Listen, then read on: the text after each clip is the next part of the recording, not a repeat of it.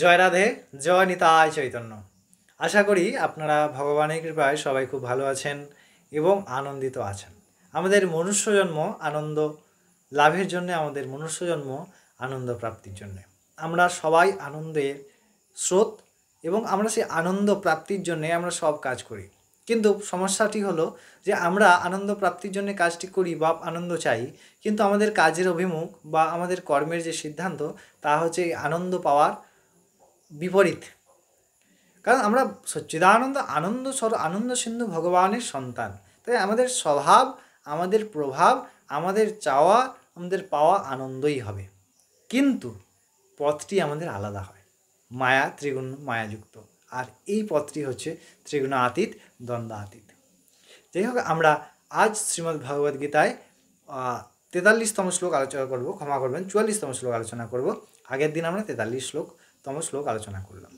এবার বিষয়টি হচ্ছে যে আমরা আপনাদেরকে আরেকটি বিষয়ে অ্যানাউন্সমেন্ট করে রাখতে চাই যে আপনারা যারা শ্রীমদ্ ভগবদ্গীতার ক্লাস করতে চাইছেন একদম সম্পূর্ণ বিনামূল্যে, আমরা 3 অক্টোবর 2025 অর্থাৎ দুর্গা বিজয়া দশমীর পরের প্রতি একাদশী থেকে কিন্তু আমরা এই ক্লাসটি শুরু করছি। সাপ্তাহিক 3 দিন আপনারা অফলাইনেও ক্লাসটি দেখতে পারবেন, পরেও সেটি পুনঃপ্রচার আপনারা দেখতে পারবেন।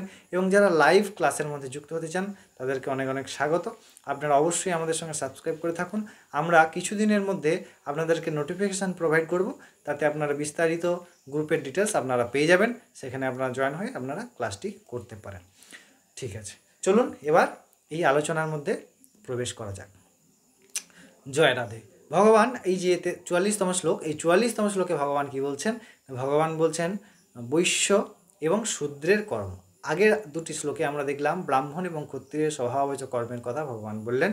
এই শ্লোকে ভগবান বৈশ্য এবং শূদ্রের কর্মের কথা বিধান করছেন বা বলছেন। আমরা অবশ্যই সেই বিস্তারিত আলোচনা করব।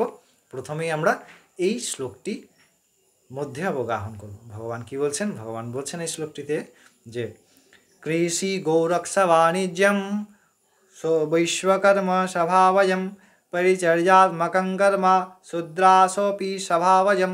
ভগবান এই শ্লোকটির মধ্যে বৈশ্য এবং শূদ্র দুই বর্ণের কর্মের যে স্বভাবজাত কর্ম তা বললেন। কি বৈশ্যের কি? বৈশ্যের কর্ম হচ্ছে কৃষি গৌরক্ষ বাণিজ্যম বৈশ্যকর্ম স্বভাবজম, অর্থাৎ বৈশ্যের 3টি কাজ। কি কি না? কৃষি কাজ করা, বাণিজ্য করা এবং গোরক্ষা করা, গোপালন করা, গোরক্ষা করা। কৃষি গোরক্ষা বাণিজ্যম বৈশ্যকর্ম স্বভাবজম। আর পরিচর্যাত্মকং কর্ম শূদ্রাসপি স্বভাবজম, অর্থাৎ এই শূদ্রের কর্ম হচ্ছে পরিচর্যামূলক কর্ম। অর্থাৎ এই 3 বর্ণ ব্রাহ্মণ ক্ষত্রিয় বৈশ্য তারা যে 9 প্রকার 7 প্রকার এবং 3 প্রকার কর্ম করেন, এই সমস্ত কর্মের যে পরিচর্যামূলক কর্মগুলি থাকে তা শূদ্রের দ্বারা হয়। এবার এখানে কিন্তু ভগবান কোনো বর্ণকে ছোট করলেননি, কোনো বর্ণকে বড় করলেন না।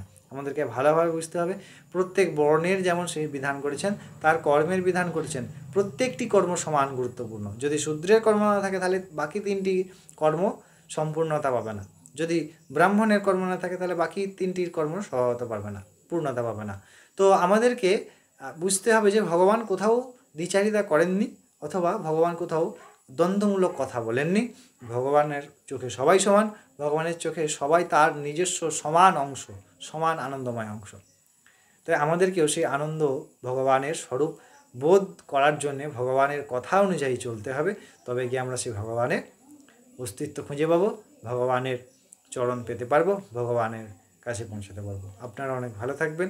তখন জয় রাধে, জয় নিতাই চৈতন্য।